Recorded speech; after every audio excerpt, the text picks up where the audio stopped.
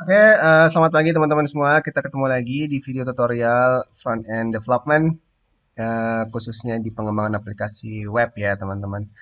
Nah, seperti biasa, kita akan bahas sebuah topik yang kali ini topiknya adalah sangat penting sekali berkenaan dengan CSS yaitu CSS Selector. Nah, apa itu CSS Selector dan bagaimana cara menggunakannya? Seperti biasa, kita akan dahulukan dengan sebuah teori ya, agar teman-teman bisa mendapatkan intuisi yang lebih baik tentang apa itu CSS selector dan kemudian kita akan praktek ya. Selalu seperti itu polanya teman-teman. Mudah-mudahan tidak tidak membosankan ya. Karena penting sekali ya teori ini teman-teman. Jadi kita harus tahu dulu intuisinya baru nanti bisa kita praktekkan agar ketika praktik itu kita menjadi semakin paham dan nanti bisa kita terapkan dalam aplikasi web yang ingin kita kembangkan. Oke, langsung saja. Apa sih CSS Selector itu, teman-teman? Prinsipnya CSS Selector adalah sebuah sintaks atau kode ya, teman-teman, yang digunakan untuk menentukan sebuah elemen HTML dalam hal ini ya yang kita bicarakan. Elemen HTML mana yang akan kita lakukan style gitu. Jadi teman-teman kan udah tahu ya, fungsi dari CSS itu adalah untuk menerapkan gaya atau style sebuah elemen HTML ya dengan memberikan pewarnaan yang berbeda, jenis teks yang berbeda dan seterusnya gitu ya. Nah, penerapan dari sebuah style atau gaya itu harus kita lakukan proses seleksi dulu elemennya teman-teman. Karena kan teman-teman juga sudah tahu bahwa elemen di HTML itu banyak, ya kan? Dan ketika kita melakukan styling, kan nggak semuanya ingin kita berlakukan CSS terhadapnya kan gitu ya. Kita ingin elemen-elemen tertentu saja yang ingin kita style. Misalkan elemen heading saja kali ini yang ingin kita style dengan warna yang lebih gelap dan misalkan jenis ukuran yang lebih besar, tapi yang lainnya enggak kan gitu. Berarti kita harus menentukan secara spesifik elemen mana yang akan kita pilih. Nah, kata kuncinya itu ya teman-teman, elemen mana yang ingin kita pilih, ingin kita select. Nah, itu disebut sebagai selector. Nah, elemen yang kita pilih itu bisa satu elemen, bisa kelompok elemen atau beberapa elemen sekaligus gitu ya, atau bagian dari elemen itu sendiri. Ya, karena elemen itu ada bagian-bagian yang kemarin sudah kita jelaskan, ada atribut di dalamnya gitu ya. Nah, kita juga bisa memilih atributnya saja gitu ya. Dan seterusnya teman-teman. Jadi prinsipnya jika kita ingin bisa menguasai CSS, memberikan style pada elemen sesuai dengan apa yang kita inginkan, kita harus menguasai selektornya apa. Dan selektor ini ada beberapa macam teman-teman. Ada kita bisa memilih selektor berdasarkan apa nih tagnya. Tag itu apa elemen ya bisa berdasarkan elemen. Misal kita ingin menseleksi ingin merubah heading satu gitu berarti tag nama tagnya adalah H1. Jadi si H1 itu juga sebagai selektornya. Artinya nanti semua H1 yang ada di sebuah dokumen tersebut akan terpilih dan akan diterapkan style padanya gitu ya. Ada juga yang disebut sebagai class selector. Class selector adalah eh, penerapan style pada kelas ya, pada kelas. Apa itu kelas? Nanti kita akan bahas bersama contohnya ya teman-teman. Dan seterusnya ada ID selector banyak sekali ya teman-teman. Ada juga disebut sebagai pseudo selector, ada atribut selector. Semuanya nanti kita akan bahas beserta contohnya. Dan pada akhirnya selector itu akan digunakan untuk memperindah tentunya tampilan dari halaman web yang ingin kita kembangkan, baik dari segi pewarnaan, pengaturan tata letak, dan meningkatkan aksesibilitas, memberikan pengalaman tentunya yang lebih baik ya. Jadi user experience-nya lebih baik. Nah, sekarang kita masuk ke pembahasan jenis-jenis selector ya, teman-teman. Yang pertama adalah tag selector. Apa itu tag selector? Mari kita bahas.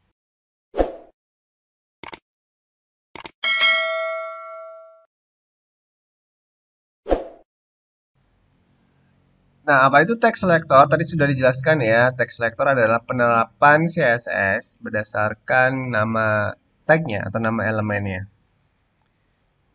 Misalkan ya teman-teman kita punya sebuah dokumen ya.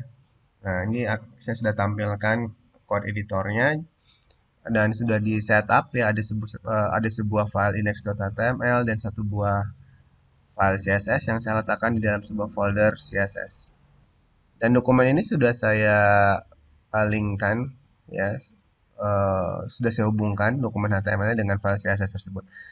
Dan penjelasan ini kalau teman-teman masih bingung berkaitan bagaimana cara menghubungkan file CSS dengan dokumen HTML, teman-teman berarti harus mempelajari video-video sebelumnya ya. Oke, kita langsung aja. Tag selector, penerapan style eh, berdasarkan pemilihan elemen. Sebagai contoh, misalkan kita punya elemen, eh, sebagai contoh kita punya elemen heading di sini teman-teman. H1 misalkan belajar belajar selektor gitu ya, belajar selektor ya. Di dalam sebuah semantic markup bernama main dan kita akan coba tambahkan lagi di atasnya ada header gitu ya teman-teman. Ini juga semantik, masih ingat ya tentang apa itu semantik. Di header ini kita akan tambahkan juga heading, tambahkan heading judulnya mungkin balik ya. Ini yang belajar selector, di sini yang belajar tag selector, gitu ya, tag selector. Oke, kita simpan dulu deh. Lalu kita lihat hasilnya, tentu hasilnya seperti yang teman-teman bayangkan ya. Ada sebuah tulisan belajar CSS selector yang sebetulnya ini kita letakkan di dalam header dan tag selector yang kita letakkan di dalam main. Nah, sekarang kita belajar eh, tag selector itu bagaimana ya. Lalu misalkan di sini saya tambahkan lagi ada sebuah paragraf eh, pakai lorem aja ya seperti ini. Oke, jadi hasilnya seperti itu ya teman-teman. Nah, kita ingin mencoba menerapkan memberikan sebuah gaya atau style pada heading satu misalkan ya. Heading satu. Berarti kita harus membuka dulu file CSS-nya yaitu mystyle.css. Nah, sekarang tinggal kita tentukan skenario-nya ya teman-teman. Yang ingin kita terapkan gayanya itu apakah akan kita berlakukan pada heading satu yang ada di header saja atau seluruhnya. Karena tadi seperti sudah dijelaskan di depan bahwa penerapan CSS selector itu bisa terhadap satu elemen atau beberapa elemen atau bahkan atribut yang ada di elemen tersebut. Jadi kita harus tentukan dulu. Misalkan dalam contoh ini, oke deh, kita ingin semua H1 kita ubah, em, dia nggak menjadi tulisannya nggak jadi tebal kayak gini, gitu ya, atau tulisannya menjadi merah. Oke, berarti kita harus menentukan nama tagnya ya, berdasarkan nama tagnya yaitu H1. Ini yang ini disebut sebagai tag selector, gitu ya. Karena kita melakukan pemilihan berdasarkan nama tagnya yaitu heading satu. Misalkan color, kita beri warna merah. Nah, penerapan ini kita simpan dan akan menghasilkan warna merah pada semua elemen H1 gitu kan ya. Karena kita tidak menentukan secara spesifik H1 yang mana, kita lakukan H1 semuanya. Namun, jika kita menginginkan lebih spesifik, karena misalkan di HTML ini, misalkan hanya ingin H1 yang ada di header saja yang berwarna merah, sedangkan untuk H1 yang ada di main tetap hitam. Itu caranya gimana? Ya, kita harus memilihkan selektor yang lebih spesifik dibandingkan cara yang sebelumnya gitu ya. Nah, kita harus tentukan H1 yang ada di header. Berarti kita lakukan seperti ini, header H1. Jadi H1 yang ada di header saja yang akan terseleksi gitu ya. Kita simpan. Kalau kita lihat hasilnya. Nah, ini teman-teman hasilnya. Jadi yang berwarna merah hanya H1 yang ada di header. Jadi sekali lagi, tag selector bisa kita lakukan hanya terhadap satu elemen atau beberapa elemen sekaligus, tergantung skenario yang kita inginkan dan tergantung dari bagaimana teknik kita memilih atau menseleksi. Jadi tolong diperhatikan itu ya. Nah, sekarang sekedar contoh, bagaimana kalau kita ingin menerapkan eh, P-nya ini ya, paragrafnya. Paragrafnya misalkan kita ingin ditampilkan secara center gitu ya. Nah, seperti ini. Dan tidak terlalu panjang seperti ini. Berarti yang harus kita lakukan adalah tentu kita menganalisis dulu dokumennya ya di HTML-nya. Paragraf itu kan ada di dalam sebuah tag bernama P. Berarti karena kita hanya punya satu P, kita cukup melakukan selektor pada tag P tersebut. Lalu karena tidak ada P yang lain, maka hanya P ini yang akan terpilih. Ya, langsung aja kita coba. Jadi kita gunakan P. Lalu kita ingin eh, tampilan tulisannya, paragrafnya ditampilkan secara rata tengah gitu, center ya, dan mungkin tidak terlalu panjang, widthnya misalkan kita bisa tentukan hanya 500 pixel misalkan gitu ya. Nah ini bisa kita simpan, lalu kita coba lihat hasilnya. Nah ini hasilnya, paragrafnya rata tengah ya, rata tengah dan tidak sepanjang tadi, karena kita tentukan widthnya. Nah itu tadi ya teman-teman pembahasan tentang CSS Selector. Udah ya. Nah, bagaimana jenis-jenis? Mungkin ada yang bertanya kok sepertinya mudah banget, tapi kan banyak Pak jenis-jenisnya. Misalkan tadi text align, lalu background color dan lain sebagainya. Itu bagaimana kita bisa menguasai semua itu gitu. Nah, itu nanti sambil jalan aja teman-teman. Biasanya nanti dalam video-video yang khusus dalam latihan membuat project kayak kemarin dua part itu ya. Itu akan saya berikan eh, tips-tips yang berkaitan dengan elemen tertentu. Nanti setelah ini, setelah teman-teman mendapatkan pemahaman yang baik tentang istilah-istilah CSS select, CSS selector dan lain sebagainya, barulah kita akan spesifik mempelajari style-style apa saja yang bisa diterapkan pada tabel misalkan, style-style apa saja yang bisa diterapkan pada sebuah form, style-style apa saja yang bisa diterapkan pada sebuah teks gitu ya, baik teks yang berupa paragraf, H1 ataupun yang lain ya. Lalu style-style apa saja yang bisa diterapkan pada sebuah link. Tapi saya ingin sebelum itu, saya ingin teman-teman itu paham dulu dengan istilah-istilah ini. Ada istilah text selector, ada istilah class selector, ada istilah ID selector dan selain dan seterusnya. Karena setelah teman-teman memahami istilah tersebut, menjelaskan macam-macam style itu akan lebih mudah gitu. Jadi mohon bersabar. Nah, berikut yang akan kita pelajari adalah berikutnya adalah universal selector. Apa itu universal selector? Prinsipnya universal selector itu adalah menseleksi seluruh elemen, teman-teman. Ya, namanya aja universal berarti seluruh elemen itu akan terpengaruh.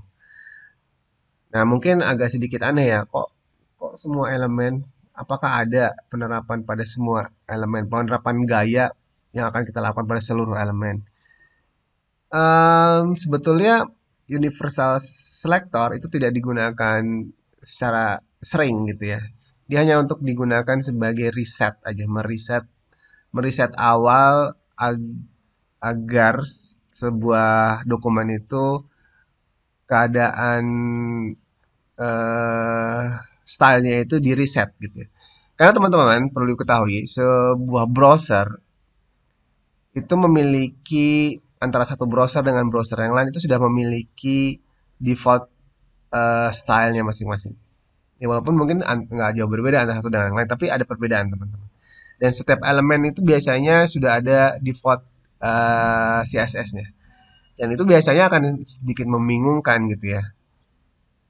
Karena biasanya default-default ada kalanya bukan biasanya, ada kalanya default CSS itu tidak sesuai dengan keinginan kita. Sebagai contoh yang kita lakukan tadi, nah ini sebetulnya udah ada default CSS-nya teman-teman. Ketika belum kita beri CSS pun. Sebagai contoh ya, misalkan ini kita hilangkan semua nih, ya CSS-nya kita hilangkan semua lalu kita simpan. Nah ini hasilnya. Ini sebetulnya sudah ada default CSS-nya. Di sini sudah ada margin, jarak antara satu elemen dengan elemen yang lain. Lalu sudah ada default CSS untuk heading itu lebih besar tulisannya dibandingkan paragraf dan ditampilkan dalam bentuk bold gitu ya. Itu adalah sebetulnya default dari sebuah default CSS dari sebuah elemen. Dan misalkan kita tidak menginginkan hal-hal tersebut, nah itu bisa kita lakukan dengan melakukan resetter menggunakan universal selector. Jadi diingat-ingat saja universal selector itu biasanya digunakan untuk mereset default CSS yang sudah ada. Kita hilangkan defaultnya. Caranya gimana? Misalkan kita ingin menghilangkan default margin ini ya. Udah ada marginnya nih, kita hilangin aja. Nah ini yang tadi saya hapus, saya munculkan lagi. Nah kita akan tambahkan default CSS atau universal selector ya, yaitu dengan menambahkan bintang teman-teman. Ini ya, jadi universal selector itu dengan menambahkan tagnya itu bintang. Jadi semua elemen akan terpilih dengan memberikan bintang. Kita ingin semua elemen nilai marginnya kita nolin misalkan. Nilai paddingnya juga kita nolin misalkan. Kenapa kita nolkan? Ya agar nggak ada jarak-jarak kayak gini. Nanti kita tentukan sendiri jaraknya mau seberapa jauh, mau seberapa panjang gitu ya. Itu kita tentukan nanti. Jadi bukan default yang menentukan. Oke, kita simpan, lalu kita lihat hasilnya. Nah, itu hasilnya teman-teman. Ya, udah nggak ada margin. Ya, udah nggak ada margin. Jadi dia semuanya rapat. Dan tinggal kita tentukan sendiri seberapa banyak dia ingin diberi margin atau diberi jarak. Oke, dengan tag selector bisa, dengan selektor-selektor yang lainnya juga bisa. Berikutnya adalah class selector. Ya, setelah kita pelajari tag selector, universal selector, berikutnya adalah class selector. Apa itu class selector? Prinsipnya class selector adalah seperti halnya eh, penamaan kelas itu sendiri ya. Maksudnya seperti ini teman-teman. Sebuah kelas itu biasanya kan diciptakan untuk mengelompokkan anggota-anggota yang memiliki karakteristik yang sama sehingga dikelompokkan dalam sebuah kelas yang sama misalkan. Contohnya misalkan kelas ya, kereta gitu ya. Kereta itu ada yang kelasnya eksekutif, ada yang kelasnya bisnis dan seterusnya. Nah, berarti passenger-passenger atau penumpang-penumpang yang ada di kelas tersebut memiliki karakteristik yang sama gitu ya. Berarti semua penumpang yang ada di gerbong eksekutif berarti memiliki kelas eksekutif. Semua penumpang yang di gerbong bisnis memiliki kelas bisnis. Lalu misalkan kelas di perkuliahan ada kelas karyawan gitu kan. Berarti kelas yang memiliki karakteristik mahasiswa-mahasiswanya adalah karyawan gitu. Sedangkan reguler ya bukan karyawan. Nah, ini pun sama teman-teman di CSS juga nama dari kelas selector itu adalah untuk mengelompokkan ya elemen-elemen yang memiliki karakteristik yang sama gitu. Ya, sehingga kita cukup melakukan styling penulisan kode CSS satu kali dan eh, dan perintah tersebut akan diterapkan pada kelas-kelas yang sama gitu ya. Mungkin akan lebih mudah untuk dipahami dengan contoh ya.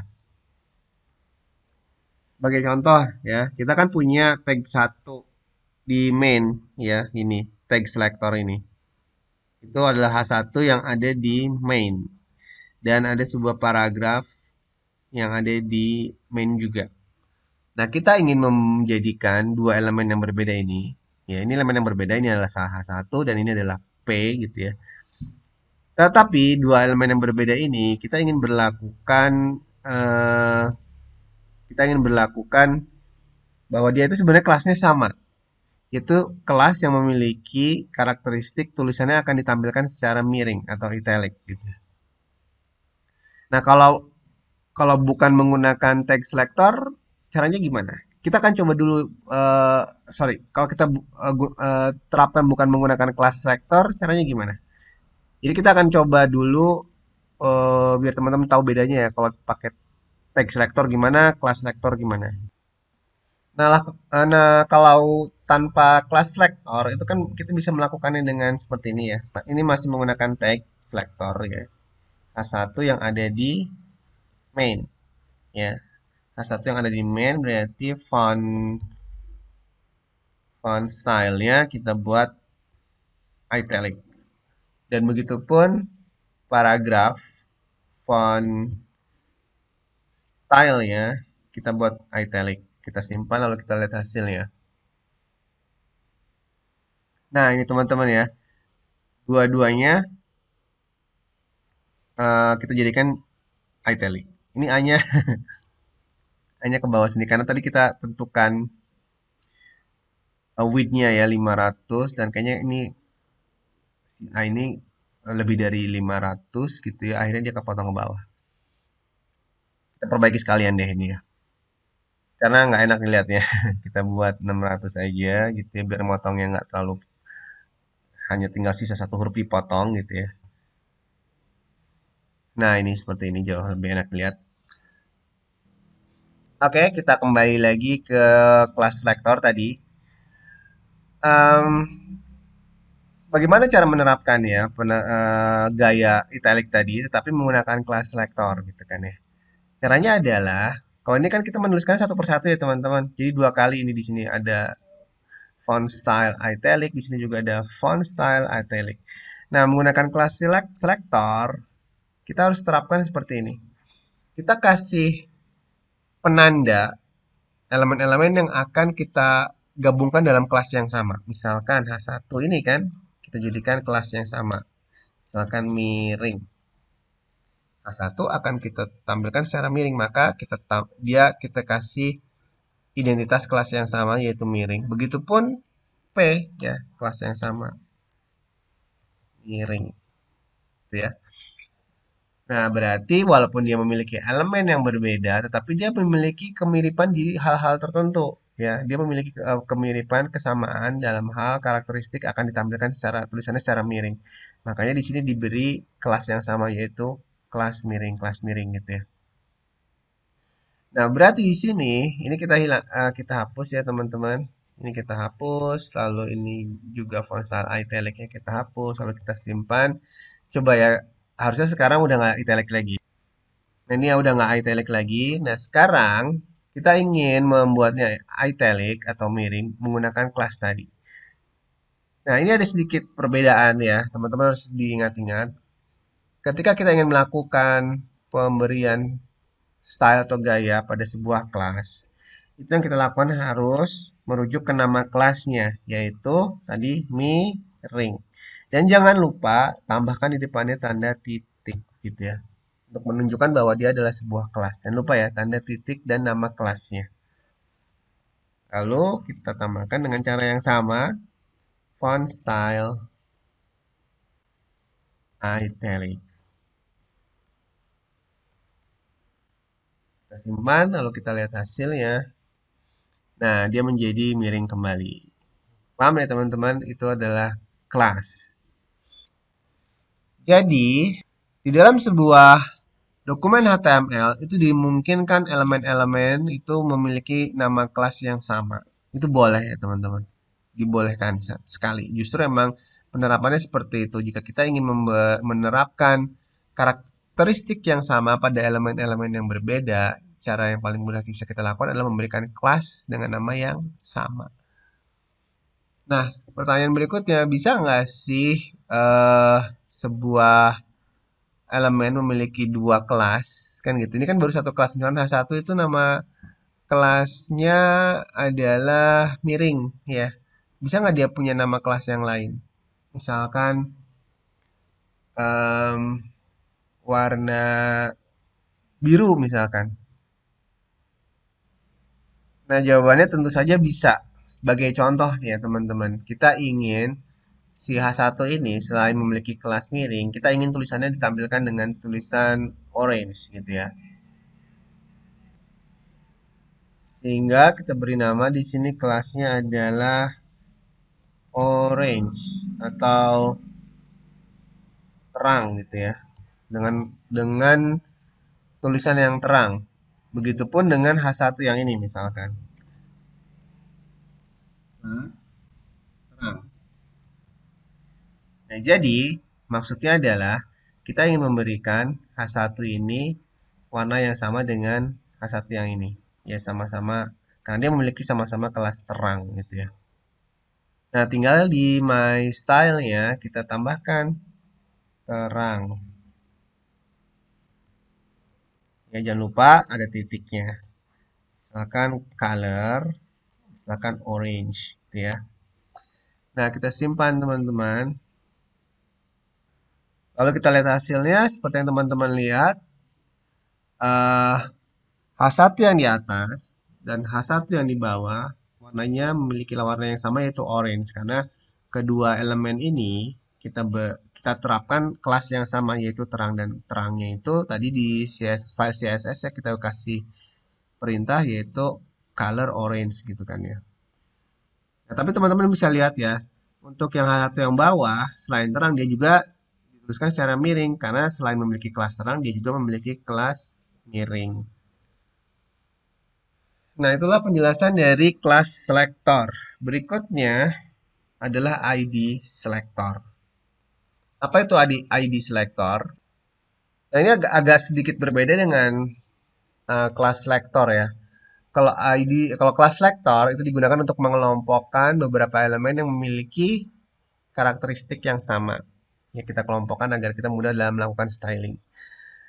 Nah, kalau ID justru adalah kita ingin memberikan sebuah penanda bahwa elemen ini adalah unik gitu ya. Elemen yang unik. Jadi tidak dalam satu dokumen hanya memiliki ID yang sama. Nggak ada memiliki ID yang sama ya.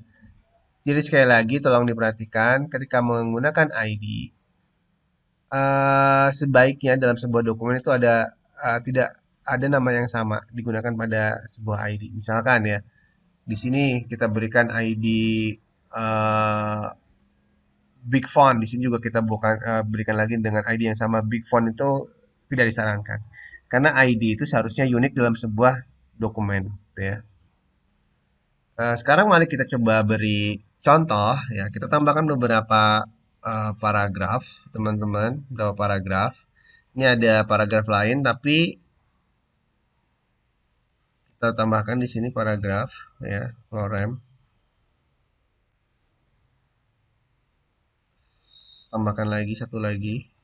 Jadi ada 3 paragraf ya. Kita simpan, lalu kita lihat hasilnya. Nah, seperti yang teman-teman lihat, ya paragraf yang dua ini ditampilkan juga secara teks line secara center ya. Itu diakibatkan karena kita memberikan perintah di sini P text align center dengan width-nya 600. Jadi seluruh elemen P akan diberlakukan style ini. Width-nya semuanya 600 dan text align-nya semuanya center.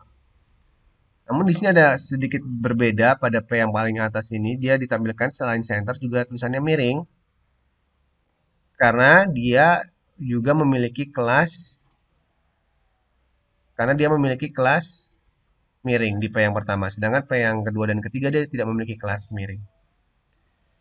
Nah, sekarang teman-teman yang bisa kita lakukan, kita buat skenario-nya dulu ya. Misalkan kita menginginkan hanya pada P yang kedua ini, paragraf yang kedua maksud saya, kita menginginkan eh, paragrafnya tidak dibuat rata tengah, tapi misalkan rata kanan. Bagaimana caranya? Dibuat rata kanan dan tulisannya bold gitu. Khusus untuk paragraf yang kedua, dibuat rata kanan dan tulisannya bold. Nah, maka kita bisa berikan ID pada paragraf kedua tersebut, teman-teman. Seperti ini, ID. Misalkan spesial. Ini ada kita beri paragraf namanya spesial misalkan ya. Sebenarnya namanya apapun nggak apa masalah ya. Dalam contoh ini saya berikan nama spesial hanya untuk menunjukkan bahwa paragraf ini memiliki ID bernama spesial karena kita ingin melakukan styling pada paragraf ini secara berbeda dengan paragraf yang lain gitu ya. Kita simpan lalu kita lakukan di sini. Nah, untuk ID berbeda dengan kelas ya. Kalau di kelas itu kita dahului dengan tanda titik. Kalau di ID kita dahulukan dengan tanda pagar ya. Lalu ikuti dengan namanya yaitu spesial. Dan kita berikan text align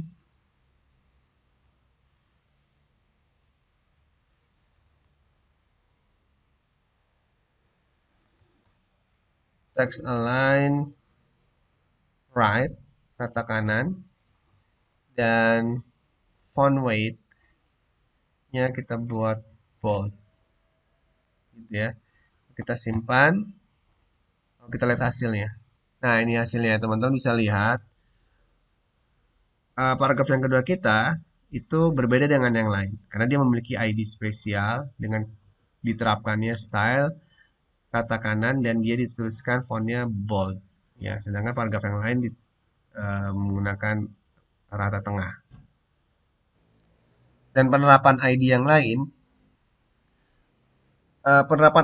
biasanya ID itu lebih sering digunakan untuk pemberian nama pada sebuah kontainer atau div ya teman-teman. Sebagai contoh, kemarin kan kita udah belajar istilah semantic markup ya. Nah, yang tidak semantik itu kalau kita menggunakan div ID kan gitu ya, penjelasan kemarin. Nah, penerapannya itu memang menggunakan ID. Sebagai contoh, kalau misalkan kita tidak menemukan markup yang sesuai dengan apa yang akan kita lakukan misalkan. Misalkan kita ingin membuat sebuah uh,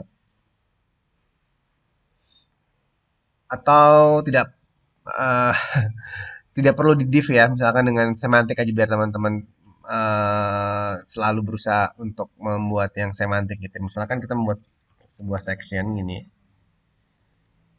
Section ya di section itu kan semantik ya, section itu dia maka HTML kan ada, kita misalkan punya dua buah section ini.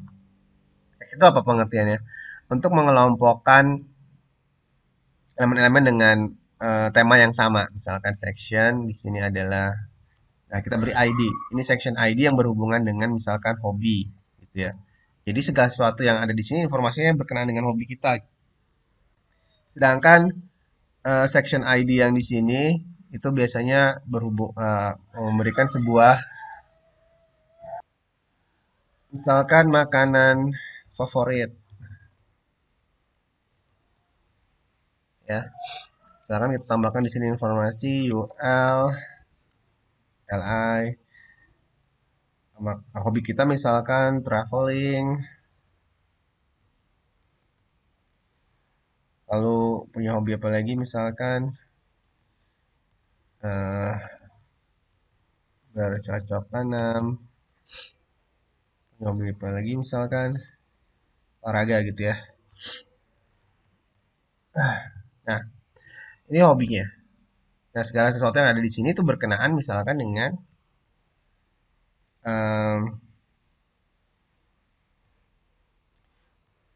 H2 aja ya, kita beri H2 berkenaan dengan makanan favorit ya. Misalkan sini makanan favoritku. Nah, baru kita tambahkan listnya. UL, LI.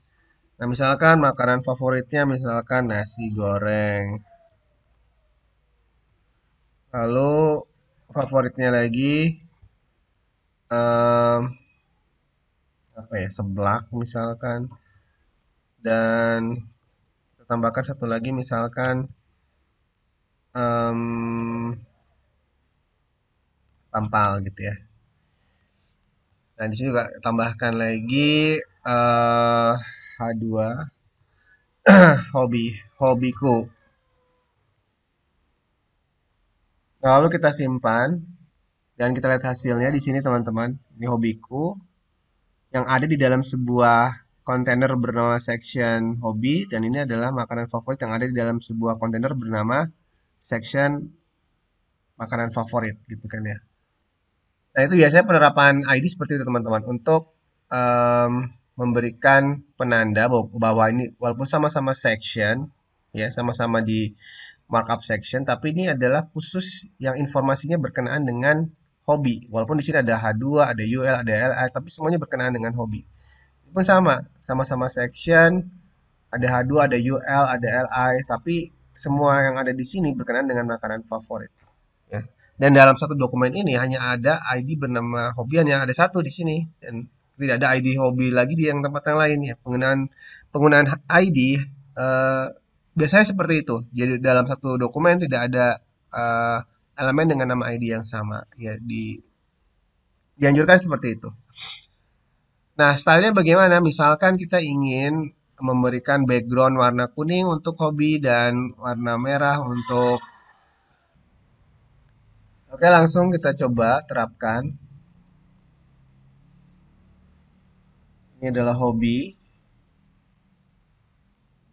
Misalkan background color yellow. Dan untuk makanan favorit, ini harus sama ya namanya dengan apa yang ada di HTML. Jangan sampai salah tulis gitu ya. Misalkan backgroundnya adalah blue, apa ya, light blue mungkin. Nah ini, kita simpan lalu kita lihat hasilnya. Nah seperti itu.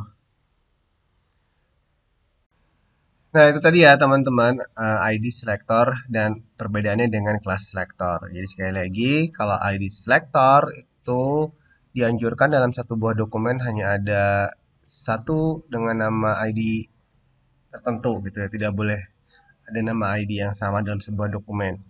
Sedangkan kalau kelas justru sebaliknya. Dalam satu buah dokumen dimungkinkan kita memiliki beberapa elemen dengan nama kelas yang sama. Justru kegunaan dari kelas adalah seperti itu, mengelompokkan elemen-elemen yang memiliki karakteristik yang sama dikumpulkan dalam kelas yang sama. Itu ya teman-teman. Nah, kita akan coba lagi teruskan jenis-jenis selektor yang berikutnya, yaitu atribut selektor. Nah, apa itu atribut selektor? Di beberapa video sebelumnya, teman-teman sudah paham ya tentang istilah atribut. Atribut itu adalah sesuatu yang melekat di elemen. Mungkin akan lebih baik jika langsung saya coba tampilkan dalam bentuk contoh ya. Jadi intinya adalah atribut selektor adalah penerapan style atau CSS pada atribut ya. Tidak spesifik pada elemen tapi di atributnya. Karena sebuah elemen itu biasanya memiliki banyak atribut. Nah, kalau kadang-kadang kita hanya ingin memilih melakukan proses pemilihan elemen yang atributnya tertentu gitu. Sedangkan misalkan atributnya A, untuk atribut yang lain yang selain A tidak akan kita pilih. Nah, ini adalah bisa digunakan ketika kita mendapatkan situasi seperti itu, kita bisa menggunakan teknik atribut selector. Langsung aja kita coba. Oke, kita akan mencoba menjelaskan atau mempelajari penggunaan dari CSS atribut selector ya. Namun sebelumnya saya sudah menyiapkan di sini satu buah folder image ya, teman-teman. Di sini ada satu buah folder image yang di dalamnya terdapat dua buah gambar, Vegeta Picture dan Son Goku Picture ya. Dan kita akan tampilkan kedua buah gambar tersebut dalam sebuah semantic markup section. Kali ini saya beri ID namanya Hero. Hero. Lalu kita tampilkan kedua buah gambar tersebut ya teman-teman. Image. Yang pertama kita tampilkan gambar dari Son Goku.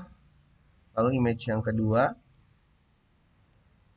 kita tampilkan gambar dari Vegeta. Oke, kita simpan lalu kita lihat hasilnya. Ini kalau dijalankan hasilnya akan seperti ini teman-teman. Jadi gambarnya akan ditampilkan secara inline atau sejajar. Nah mungkin teman-teman ada bertanya, kenapa kedua buah gambar ini ketika ditampilkan sejajar gitu. Padahal kan kalau kita lihat dari konstruksi HTML-nya itu seperti ini ya. Image Son Goku itu ada di atas dan image Vegeta itu ada di bawahnya. Kenapa ketika ditampilkan tetap sejajar gitu, tidak Son Goku di atas atau yang Vegeta ada di bawah. Nah, ini berbeda dengan komponen seperti teks belajar CSS ataupun teks selector dan paragraf ya. Ketika dia dipanggil, otomatis elemen-elemen berikutnya akan ada di bawahnya, tidak sejajar. Nah, jawabannya adalah karena kedua buah elemen ini antara image elemen dan H1 ataupun paragraf itu memiliki mode display yang berbeda, teman-teman. Jika H1 dan paragraf itu memiliki mode display defaultnya adalah block. Sehingga ketika ditampilkan defaultnya adalah menampilkan elemen itu di bawahnya sesuai dengan urutannya. Sedangkan kalau image di default dari displaynya modenya itu bukan block yaitu inline sehingga akan ditampilkan sejajar. Nah, beberapa elemen memang memiliki mode display inline seperti salah satunya adalah ini image. Lalu ada juga um, komponen input ya input dari sebuah form. Lalu link itu default display modenya adalah inline.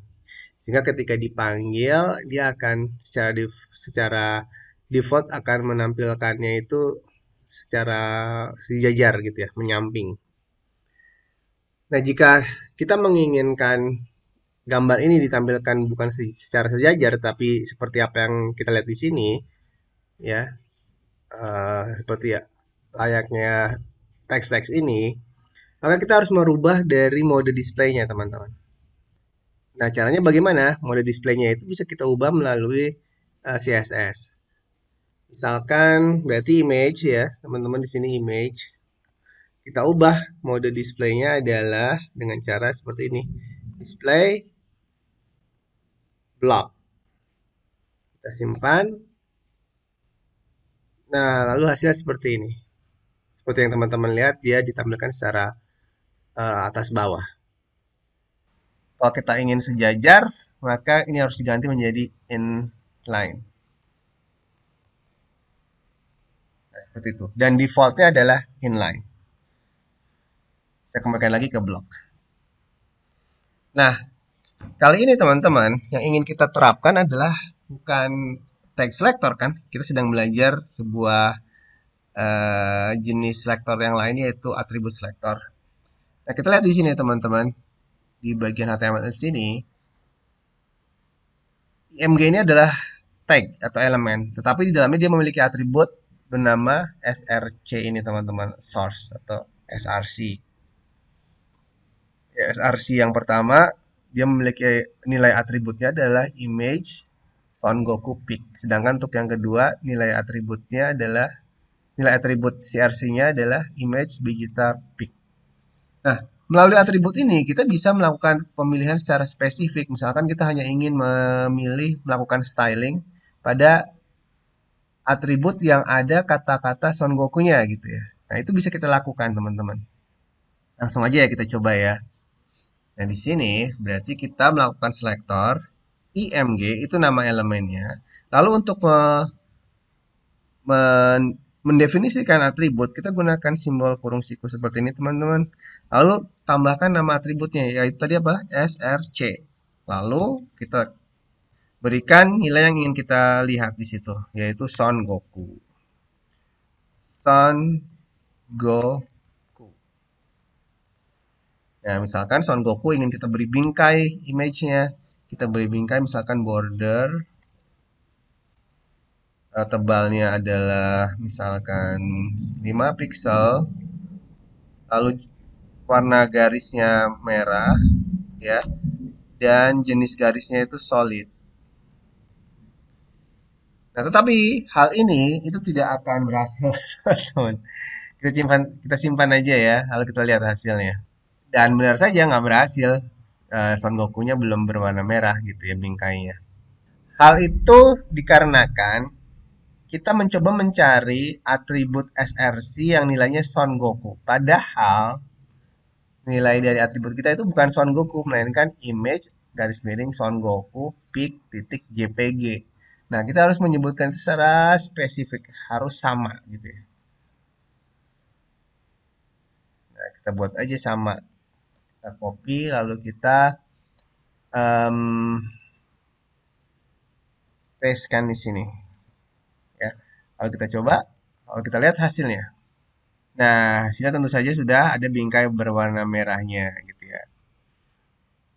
Nah, tetapi teman-teman, sebenarnya ada sebuah metode yang memudahkan kita jika kita tidak ingin menuliskan semuanya, misalkan hanya beberapa kata saja, Son Goku gitu ya, atau Goku, yang nggak terlalu panjang. Nah, kita bisa menggunakan di sini tambahkan tanda bintang. Ya, jadi artinya sekarang adalah semua yang mengandung kata Goku gitu ya. Yang ada semua atribut SRC yang mengandung kata Goku yang terdapat di elemen image. Ini pun bisa kita gunakan perintah seperti ini. Asal ada asterisnya.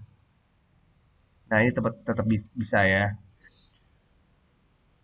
Nah, berikutnya bagaimana kalau kita ingin memilih gambar yang satunya misalkan dengan warnanya bukan merah, misalkan biru bingkainya. Ya sama aja ya, tinggal IMG lalu SRC. Oh, kok di situ?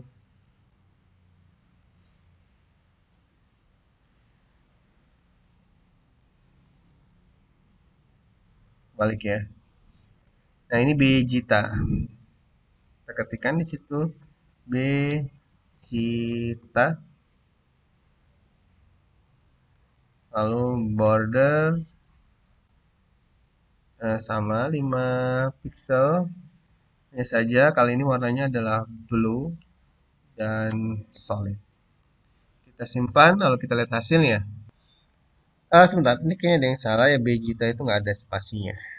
Ya, kalau kita lihat di sini tanpa spasi ya. Oke, sekarang kita coba teman-teman. Save all. Nah, ini hasilnya teman-teman sudah pasti. Vegetanya sekarang sudah ada bingkai berwarna biru. Oke. Nah, itulah teman-teman beberapa penerapan dari CSS atribut selector ya. Jadi kita bisa secara spesifik menseleksi nilai berdasarkan nilai yang terdapat dalam sebuah atribut dari sebuah elemen. Atau mungkin contoh yang lain ya, misalkan saya berikan contoh yang lain. Ya, ini karena sering juga digunakan atribut ini. Misalkan di sini kita beri nama ID-nya adalah tentang eh, formulir gitu ya, formulir. Misalkan kita ingin membuat sebuah formulir form. Di dalam form ini kita akan tambahkan beberapa elemen, misalkan nama,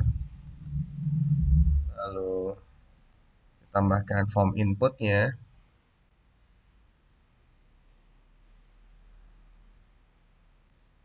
lalu kita tambahkan lagi di sini alamat gitu ya teman-teman.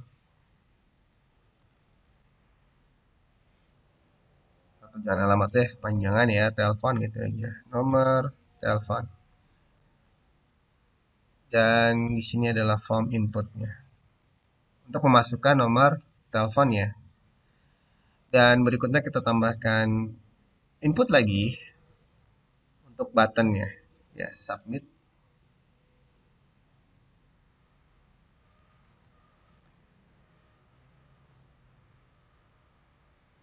um,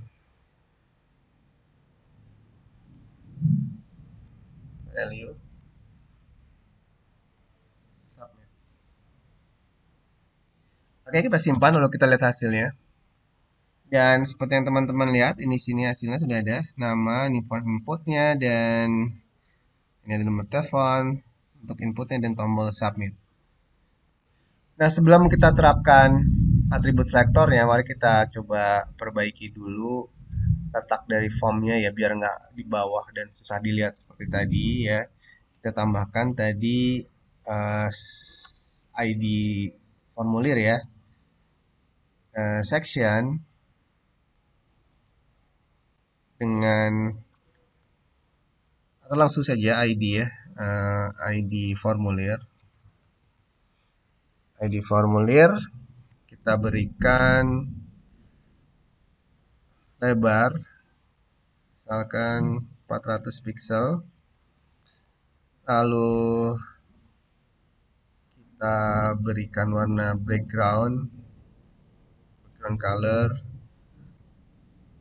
light gray mungkin teman-teman ya, dan widthnya, oh sorry, marginnya ya, margin auto.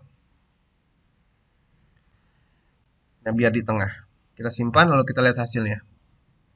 Nah ini seperti teman-teman lihat, sekarang kita memiliki sebuah form yang lebarnya tidak terlalu lebar, sekitar 400 pixel tadi, atau mungkin nanti kita besarkan lagi bisa 600 mungkin ya. Dia sudah di tengah dan berwarna gray gitu ya. Kita perbaiki sedikit menjadi 600 dan kita tambahkan padding misalkan 15 pixel. Nah ini hasilnya.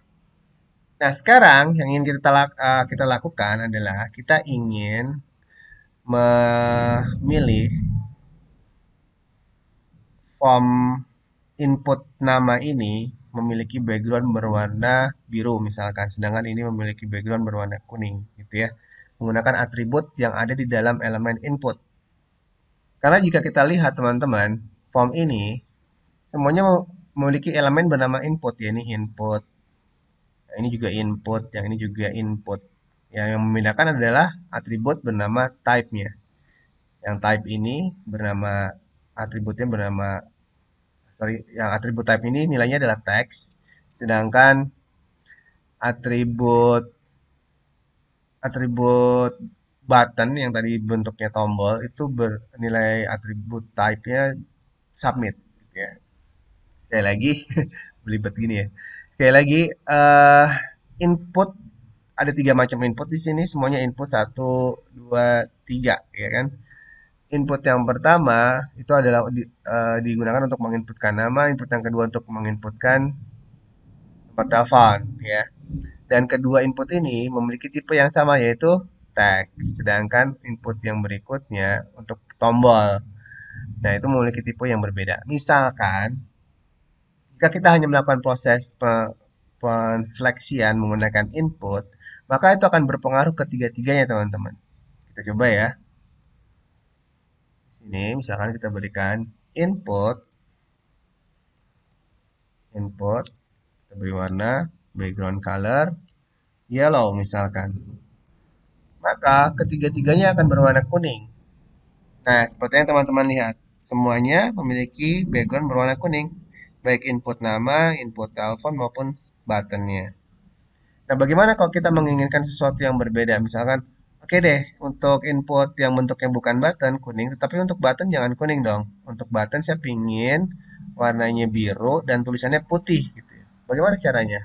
Nah, mau tidak mau, kita harus berupaya melakukan proses seleksi bukan dari elemen, tetapi dari atribut. Karena ketiga elemen ini memiliki atribut yang berbeda. Ini di sini teks dan di situ submit. Begitu ya teman-teman, mari kita coba. Berarti yang untuk berwarna kuning itu harusnya atribut type yang nilainya adalah teks. Kan gitu. Kita coba simpan lalu hasilnya. Seperti yang teman-teman lihat, sekarang yang background yang berwarna kuning hanya pada input ini. Sedangkan untuk buttonnya tidak.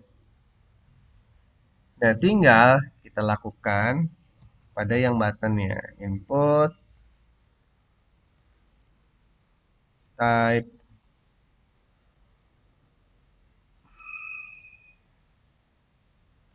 tadi namanya submit ya tipenya ya. Submit. Nah, kita ingin backgroundnya background colornya itu blue, dan tulisannya putih, white. Tuh. Dan kita ingin buttonnya itu nggak terlalu kurus gitu, berarti kita tambahkan padding. Misalkan atas bawahnya cukup 5 pixel, tetapi kanan kirinya kita buat 10 pixel. Misal ya, kita simpan lalu kita lihat hasilnya. Nah, itu hasilnya teman-teman. Ya. Oke, itu saya rasa penjelasan dari atribut selector. Dan berikutnya yang akan kita pelajari eh, adalah pseudo selector. Apa itu pseudo selector, teman-teman? Pseudo selector itu eh, adalah sebuah teknik ya untuk menerapkan style CSS pada sebuah eh, event atau kejadian yang spesial yang terjadi pada sebuah elemen. Misalkan ya, ketika kita melakukan mendekatkan mouse kita ke sebuah elemen. Jadi kalau misalkan ada sebuah button ya, mouse-nya kita dekatkan ke button itu nanti buttonnya berubah warnanya misalkan menjadi biru. Nah, jadi kejadian ketika mouse hover ya, ketika mouse-nya lewat di atasnya. Jadi ini lebih kepada sudo itu lebih kepada kejadian-kejadian. Misalkan sebuah formulir yang ada checklist. Ketika checklistnya kita centang, nanti ada kejadian apa. Nah itu bisa. Em, Berikutnya adalah misalkan atau sebagai contoh misalkan ketika tadi elemen input ketika kita sedang ingin mulai mengetikkan sesuatu di dalam kolom input tersebut. Nah, itu kejadian juga ketika kita memfokuskan pada elemen input tertentu. Nah, tetapi sebetulnya bukan hanya kejadian ya. Sudo ini bisa diterapkan juga bukan hanya kepada kejadian tetapi pada status-status tertentu. Misalkan kita ingin menyisipkan sesuatu di awal sebuah elemen atau menyisipkan sesuatu di akhir sebuah elemen. eh Kita ingin menambahkan style tertentu pada list kedua dari sebuah list item kayak gitu. Dan seterusnya, ya. Mungkin lebih jelasnya langsung aja kita coba. Misal kita ingin menambahkan pada formulir yang sudah kita buat tadi ini ya, ada formulir nama, ada nomor telepon dan tombol. Kita akan tambahkan satu buah input lagi ya, teman-teman. Misalkan adalah input checkbox. Nah, ini untuk menandakan bahwa eh, karyawan status karyawan ya, status karyawan. Nah, seperti itu. Lalu di bawahnya kita tambahkan label. Nah, di sini karyawan tetap. Dan for-nya ini tentunya untuk status karyawan. Artinya label kita ini, ya label ini. Di sini kan status karyawan ya, dia akan berkorespondensi dengan ID bernama status karyawan. Jadi label ini itu khusus untuk ID bernama status karyawan. Atau kita lihat saja hasilnya, save all. Dan ini tambahan dari form inputnya teman-teman. Jadi ada sebuah checkbox ya, yang di sini ada tulisannya karyawan tetap. Artinya jika dia merasa sebagai karyawan tetap, maka dicentang. Kalau bukan ya jangan dicentang. Itu maksudnya ya. Nah, sekarang kita ingin menerapkan pseudo selector pada input checkbox ini agar ketika kita klik tulisan karyawan tetapnya ini menjadi tebal gitu ya. Jadi ada kesan interaksi dengan kita ketika kita menekan tombol checkbox ya. Nah, untuk itu kita bisa menggunakan teknik pseudo selector ya di my style di sini kita buatkan di sini input tipenya apa tadi checkbox ya teman-teman, tipe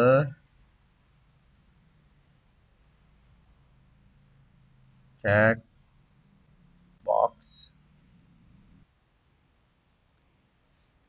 checkbox, tetapi kita hanya ingin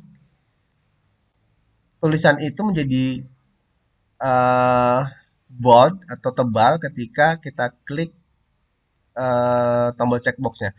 Jika hanya seperti ini, hanya menggunakan teknik em, atribut selector, itu tidak akan terjadi. Misalkan ya, kita buat sini font weight adalah bold, kita simpan. Lalu kita lihat hasilnya. Nah, ini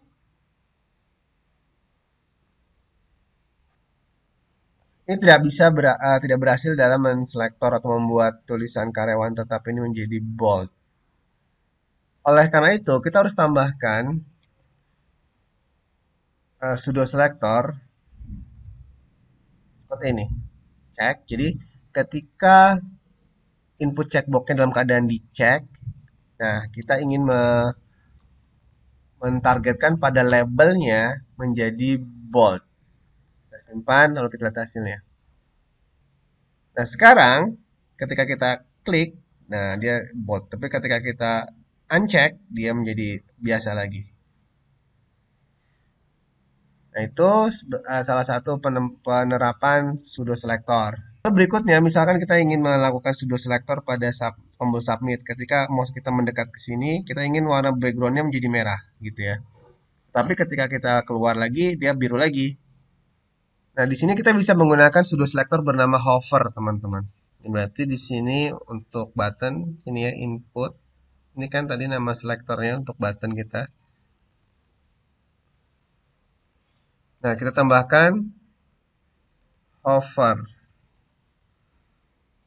yaitu background color berwarna merah, gitu ya. Jadi kalau tidak di hover dia akan berwarna biru, kalau mengalami hover akan berwarna merah.